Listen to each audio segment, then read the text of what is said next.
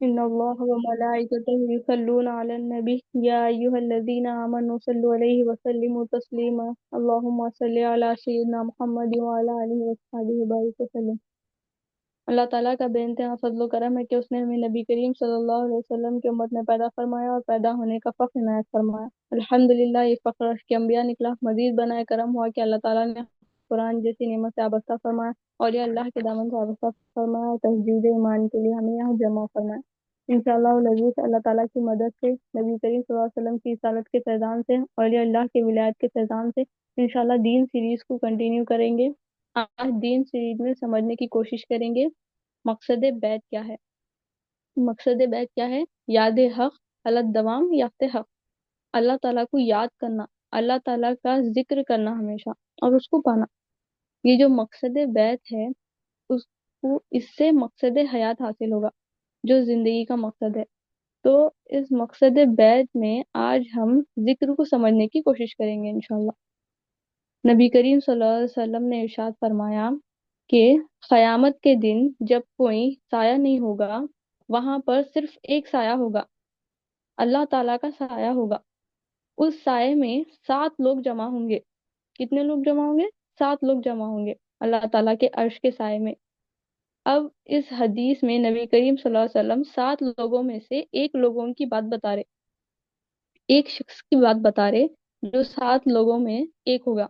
تو 7 لوگوں میں ہوگا، اس 7 لوگ ہوں گے، اس میں سے ایک شخص ہوگا، وہ ہوگا جو تنہائی میں اللہ کا ذکر کرتا ہوگا، اور جب ذکر کر رہا ہوگا تو اس کی آنکھوں سے آنسو نکل جائیں گے۔ وہ 7 میں سے ایک بندہ ہوگا جو اللہ تعالیٰ کے عرش کے سائے میں ہوگا۔ اس کی نشانی کیا بتائی جا رہی ہے؟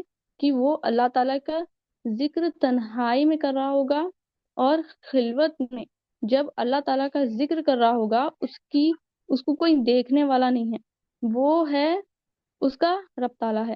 اب اللہ تعالیٰ کا ذکر کر رہا ہے، اور جب اللہ کا ذکر کر رہا ہے اس کی آنکھوں سے آنسو جاری ہوگے، وہ اللہ کے عرش کے سائے تلے ہوگا قیامت کے دن، جب کوئی سایہ نہیں ہوگا، صرف اللہ کا ہی سایہ ہوگا۔ جب اللہ کے عرش کے سایہ ہوگا، اس سائے میں اس کو جگہ ملے گی۔ کیا کام کیا اس نے؟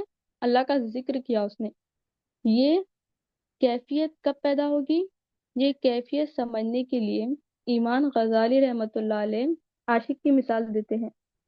مجازی عاشق کو سمجھیں گے تو یہ ذکر کرنے والا ہے، اللہ کا ذکر کر کے رو رہا ہے، یہ سمجھ جائے گا۔ مجازی عاشق کیا ہوتا ہے؟ وہ اپنے معشوق کی صفات میں گم ہوتا ہے۔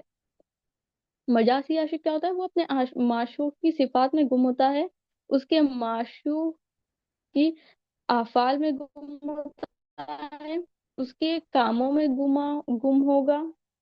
کام یعنی افعال، اس کو یاد کرے گا، صفات کو یاد کرے گا، اور کیا ہوگا؟ نشانیوں میں گم رہے گا۔ اپنے معشوق کی صفات میں گم، اپنے معشوق کے افعال میں گم، اپنے معشوق کی نشانیوں میں گم رہے گا، اور ایسا گم رہے گا اپنے آپ کو بھی بھول جائے گا، دوسروں کو بھی بھول جائے گا، صرف معشوق رہے گا اور یہ رہے گا۔ اور اس کا حال کیسا ہوگا؟ کبھی ہنستا ہوگا، کبھی روتا ہوگا، کبھی یاد کر کے خود ہی رو رہا ہوگا، کبھی یاد کر کے خود ہی ہنس رہا ہوگا۔ یہ مثال دے کے اس حدیث کے بارے میں بتا رہے، اس حدیث کو سمجھا رہے۔ تو وہ بندہ کیسا ہوگا؟ وہ بندہ اللہ سے عشق کرنے والا ہوگا، اور جو اللہ سے عشق کرنے والا بندہ ہوگا، جب وہ اللہ کا ذکر کرے گا تنہائی میں، تو اللہ کا جب ذکر ہوگا تو آنکھوں سے آنسو جاری ہو جائیں گے اس کے، اور وہ بندہ اللہ کے عرش کے سائے تلے آ جائے گا۔ اب جو مومن ہوگا، ایمان والا، کیسا ہوگا؟ اب یہ تو معشوق کی یاد میں تھا، اب یہ اللہ کی صفات میں گم ہوگا۔ وہ جو عاشق تھا معشوق کی صفات میں گم تھا، یہ جو مومن ہوتا ہے، جو حقیقی عشق رکھنے والا ہے، جو اللہ کو یاد کر کے رونے والا ہے، وہ اللہ کی صفات میں گم ہوگا، اللہ کے افعال میں گم ہوگا، اللہ کی نشانیوں میں گم ہوگا۔ جب اللہ کی نشانیوں میں گم ہوگا، جب اللہ کے افعال میں گم ہوگا، اللہ کی صفات میں گم ہوگا، جب اللہ کے ذکر کرے گا تو اس کی آنکھوں سے آنسو نکل جائیں گے۔ جب وہ آنسو نکل جائیں گے تو عرش کے سائے تلے جمع ہوگا، اللہ تعالیٰ کو اپنے عرش کے سائے میں جگہ دیں گے۔ نبی کریم صلی اللہ علیہ وسلم ارشاد فرماتے ہیں کہ دنیا میں کچھ ایسے فرشتے ہیں جو ہر وقت گشت میں لگے ہوتے ہیں، تلاش میں لگے ہوتے ہیں، ڈھونڈ رہے ہوتے ہیں۔ کس چیز کی تلاش میں ہوتے ہوں گے؟ مجالس ذکر کی تلاش میں ہوتے ہیں۔ ذکر ذکر کو سمجھ رہے ہم، جو مقصد بیت ہے نا، یاد حق اللہ دوام یافت حق، اللہ کو یاد کرنا یعنی اللہ تعالیٰ کا ذکر کرنا، تو ذکر کی اہمیت کو سمجھ رہے ہیں انشاءاللہ۔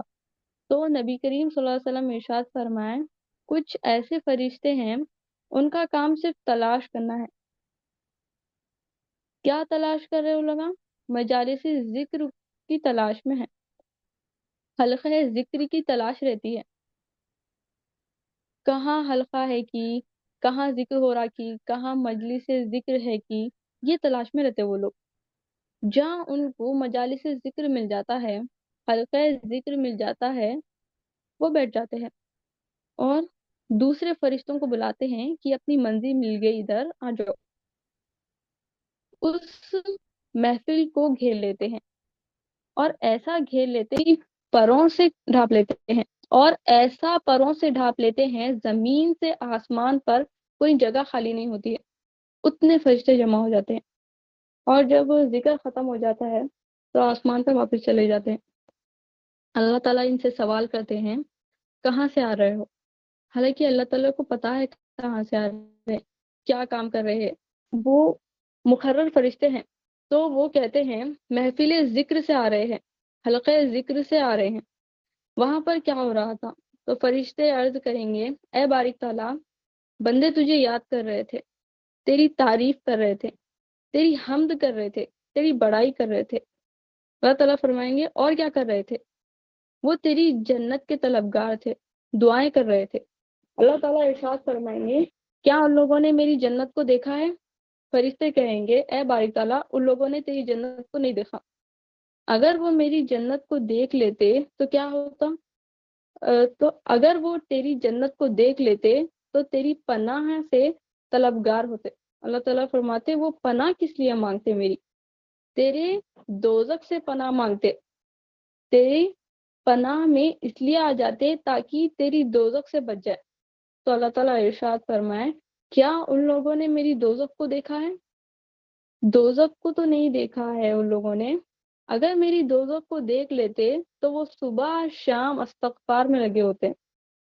اللہ تعالیٰ ارشاد فرماتے گواہ رہنا میں نے ان سب کو بخش دیا، میں نے ان کی دعائیں قبول کر لی ہے، میں نے ان کو اپنی پناہ میں لے لیا ہے۔ تو تین بشارتیں مل رہی ہیں، میں نے ان کو بخش دیا ہے، میں نے ان کو اپنے پناہ میں لے لیا ہے، میں نے ان کی دعائیں قبول کر لی۔ فرشتے عرض کریں گے اے بارک تعالیٰ، ان میں سے ایک شخص گناہ گار تھا، سیاہ گار تھا، گزر رہا تھا، اس نے دیکھا کے لیے ذکر ہے تو آ کے بیٹھ گیا، ذکر کے لیے نہیں آیا، وہ نہ اہل ذکر میں تھا، گناہ گار تھا، وہ خطاگار تھا، سیاہ گار تھا، جا رہا تھا، ذکر محفل دکھی تو بیٹھ گیا۔